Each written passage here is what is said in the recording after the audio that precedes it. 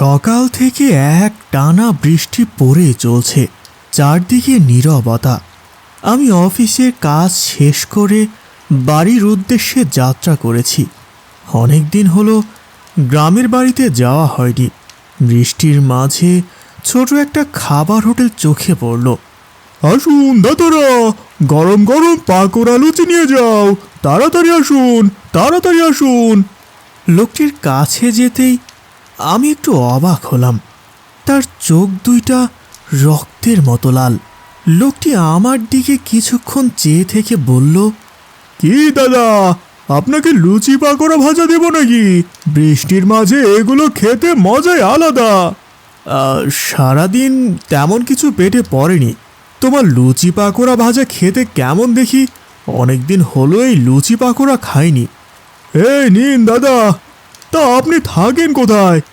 এই তো বলাই দাদার পরের বাড়িটাতে আমি থাকি। লোকটি আমার দিকে অবাক নয়নে তাকিয়ে বলল, আপনার কি মাথা খারাপ হয়েছে? আপনি নতুন, তাই বুঝি সেই বাড়ির ইতিহাস জানেন না? বাড়ির ইতিহাস জেনে আমি কি করব? একটা মাথা গোজার ঠাঁই পেয়েছি, এটাই অনেক।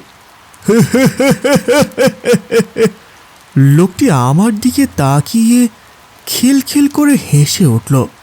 কি মশাই, আপনি এইভাবে হেসে উঠলেন কেন? দাদা, যে বাড়িতে থাকেন সেই বাড়ির মালিক নেপাল।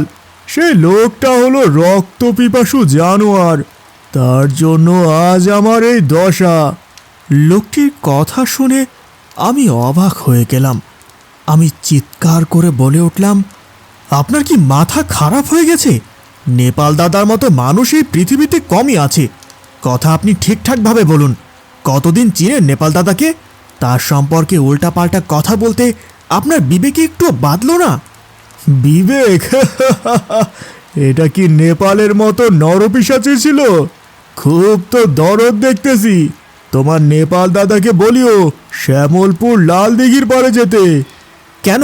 শ্যামলপুর লাল দিঘির পাড়ে কি আছে? এই ঘটনার পর বেশ কিছুদিন চলে গেছে। আমিও নিয়মিত অফিসে যাচ্ছি, সব কিছু স্বাভাবিক ছিল। হঠাৎ দরজায় ঠক ঠক আওয়াজ।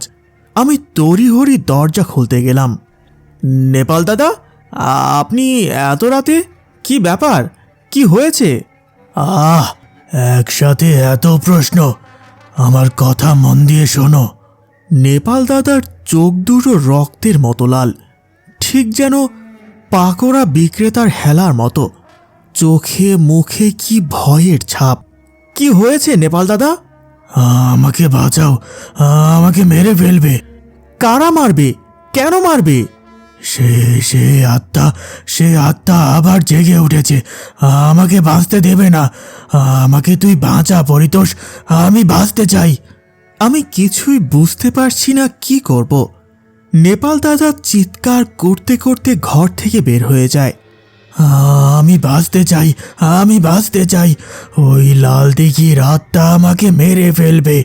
নেপাল দাদার মুখে লাল দিঘির কথা শুনে আমার মনে পড়ে গেল সেই পাকোড়া ভাজার হেলার কথা। আমি কি শুনলাম? এই কথা তো হেলা বলেছিল, লাল দিঘির কথা। কি আছে এই লাল দিঘিতে? আমাকে জানতেই হবে কি এর রহস্য। কালকে আমাকে লাল দিঘির উদ্দেশ্যে রওনা দিতে হবে। পরের দিন আমি যথা সময়ে ঘর থেকে বের হয়ে গেলাম লাল দিঘির রহস্য উন্মোচন করতে। ঘর থেকে তো বেরিয়ে পড়লাম, জানি না কি আছে কপালে। লাল দিঘির রহস্য উন্মোচন না করা পর্যন্ত আমার মনে শান্তি নাই। কিন্তু কোথায় সেই লাল দিঘি? আমি যাবই বা কি করে? হাল ছেড়ে দিলে চলবে না। নেপাল দাদাকে যে করে হোক আমাকে বাঁচাতে হবে। বনের সরু পথ ধরে আমি হেঁটে চলেছি। মাঝে মাঝে পাখির ডাক কানে আসছে। চারদিকে নীরবতা জনমানবহীন। কিছু দূর যেতেই চোখে পড়ল একটা জীর্ণ শীর্ণ কুটির। এত গহীন বনে কুটির কোথা থেকে এলো? এদিকে সূর্য প্রায় অস্ত যাচ্ছে। যাই হোক, আজকের রাতটুকু এই কুটিরে আশ্রয় নেব, কাল ভোর হলে আবার যাত্রা শুরু করব। এই ভেবে আমি কুটিরের ভেতরে প্রবেশ করলাম। চারদিকে মাকড়সার জাল। কতদিন যে এই ঘরে মানুষ প্রবেশ করেনি। হঠাৎ আমার নজর পড়ল দুইটা ছবির ওপর। আমি নিজের চোখকে যেন বিশ্বাস করতে পারছি না। এ কি? এই তো সেই লোক যার সাথে আমার কিছুদিন আগেই দেখা হয়েছিল, পাকোড়া লুচি বিক্রেতা হেলা। তার পাশে জল করতেছে নেপাল দাদার ছবিটা। কি রহস্য! এই দুজনের ছবি পাশাপাশি কেন? আমার মাথায় তো কিছুই ঢুকতেছে না। কিছুক্ষণ আমি ছবি দুইটার দিকে অবাক নয়নে তাকিয়ে থাকলাম। হঠাৎ একটা লোক আমার নাম ধরে ডেকে উঠল। কে বাবু আপনি? এত রাতে এই ঘরের ভেতরে কি করতেছেন? লোকটির দিকে তাকাতেই লোকটি খিলখিল করে হেসে উঠল। এইখান থেকে চলে যান, এই স্থান আপনার জন্য নিরাপদ না। আগে আমি লাল দিঘির রহস্য উন্মোচন করার জন্য যাত্রা করেছি। সেই রহস্য উন্মোচন না করা পর্যন্ত আমার শান্তি নেই। আমার জীবনের বিনিময়ে হলেও আমি সেই দিঘির রহস্য উন্মোচন করব। না, এই ভুল করবেন না বাবু। সেই দিঘিতে যে একবার গিয়েছে সে আর কোনো দিনও ফিরে আসেনি। কিন্তু এই ছাড়া যে আমার কোনো পথ নেই। আমাকে যেতেই হবে সেই দিঘির পারে। আপনি কি জানেন সেই দিঘি এখান থেকে কত দূর? লোকটি কিছু না বলে কিছুক্ষণ আমার দিকে তাকিয়ে থাকলো। তারপর যেন হাওয়ায় মিলিয়ে গেল। ছোট্ট কুটিরের ভেতর আমার দম যেন বন্ধ হয়ে আসছে। আমি তড়িঘড়ি করে ঘর থেকে বের হলাম। বাহিরে বের হয়ে দেখি আকাশে পূর্ণিমার চাঁদ উঠেছে। তারাগুলো মিটমিট করে জ্বলতেছে। যে করে হোক আজ রাতের ভেতর আমাকে সেই লাল দিঘির পারে পৌঁছাতে হবে। আমি আবার রাতের আধারে চাঁদের আলোতে বনের সরু পথ ধরে যাত্রা করলাম।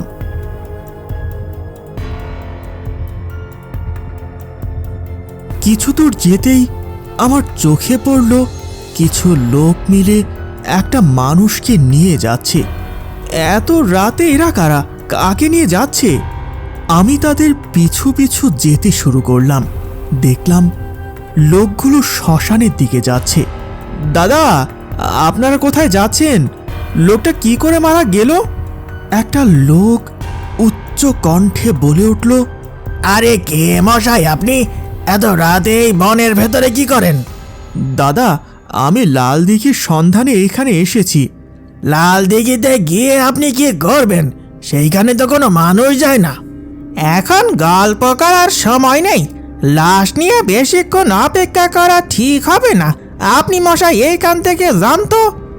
লোকগুলো আমার কোনো কথার উত্তর দিল না। তারা লাশ দাহ করার জন্য চিতা সাজানো শুরু করলো। লাশের সারা শরীর সাদা কাপড়ে ঢাকা। একটা লোক আমার দিকে তাকিয়ে বলল, মশাই, আপনার কি মরণের ভয় নাই? এই অপরিচিত স্থানে থাকা আপনার ঠিক হবে না। আপনি এই স্থান ত্যাগ করে কোনো নিরাপদ স্থানে যান। কথাটা বলতে না বলতেই আকাশ অন্ধকার হয়ে এলো। দমকা হাওয়ার সাথে বৃষ্টি শুরু হলো। এই যে মুষলধারে বৃষ্টি শুরু হয়ে গেল, এখন কি হবে? কি আর হবে? আমাদের কোনো নিরাপদ স্থানে যেতে হবে। এই বৃষ্টির ভেতর তো লাশ দাহ করা যাবে না। তাহলে লাশটা কাঁধে তুলে নেব। আগে নিজের জীবন বাঁচাই, পরে লাশ। চলো পালাই এখান থেকে। তারা বৃষ্টির ভেতরে লাশ ফেলে ছুটতে শুরু করলো। দাদা, দাদা, কোথায় যাচ্ছেন লাশ ফেলে? এইভাবে যাবেন না। তারা কোনো উত্তর দিল না। যে যার মতো ছুটল। আমি লাশের সামনে একাই দাঁড়িয়ে রয়েছি। আমি ঠিক করলাম বৃষ্টি কমলে আমি নিজে লাশ দাহ করব। বৃষ্টিটা তো কমেছে, লোকগুলো কি ফিরে আসবে? হাতের ঘড়ির দিকে তাকালাম। প্রায় রাত 2টো বেজে গেছে। অনেকক্ষণ অপেক্ষা করার পরেও লোকগুলো আর ফিরে এলো না। কোথায় ফেসে গেলাম? এখন কি করব? আমি নিজের চোখকে বিশ্বাস করতে পারলাম না। সেই লাশ আর কেউ না, সেটা নেপাল দাদা। নেপাল দাদার গলা চেপে ধরেছে সেই পাকোড়া লুচি বিক্রেতা হেলা। কি ভেবেছিলি আমার বোনকে হত্যা করে সুখে থাকবি? তোর কোনোদিন বিচার হবে না। আজ তোকে আমার হাত থেকে কেউ বাঁচাতে পারবে না, কেউ না। আমার গলা ছেড়ে দে হেলা, তোর বোনকে হত্যা করেছি, আজ তোকে শেষ করব। আমার তুই কিচ্ছুই করতে পারবি না। আমি তাদের মারামারি বন্ধ করতে যেতেই তারা হাওয়ায় মিলিয়ে গেল। এই স্থান আমাকে এক্ষুনি ত্যাগ করতে হবে, না হলে যে আমার নির্ঘাত মৃত্যু। আমি পাগলের মতো ছুটতে শুরু করলাম। কোথায় যাচ্ছি কিছুই বুঝতেছি না। কিছু দূর যেতেই আমার চোখে পড়ল সেই লাল দিঘিটা। এই তো এই তো এই তো সেই লাল দিঘি। দিঘির পানিটা রক্তের মতো লাল। মনে হচ্ছে হাজার হাজার মানুষের রক্ত একসাথে করা হয়েছে। দিঘি থেকে ক্ষত বিক্ষত একটা মেয়ে উঠে এলো। কে কে কে কে আপনি? আপনার সারা শরীরের এইরকম অবস্থা কেন? সে কিছু না, আমার প্রতিশোধ নেওয়া হয়ে গেছে। আমি এখন চলে যাব। কিসের প্রতিশোধ? বাবা মা মারা যাওয়ার পর দাদা আমাকে কোলে পিঠে করে মানুষ করে।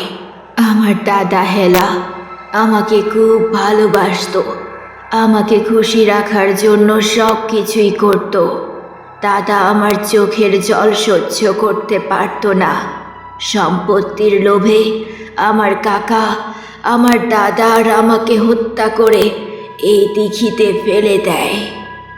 আমার আর কোনো কিছু বুঝতে বাকি থাকলো না। মেয়েটা এই কথা বলে হাওয়ায় মিলিয়ে গেল।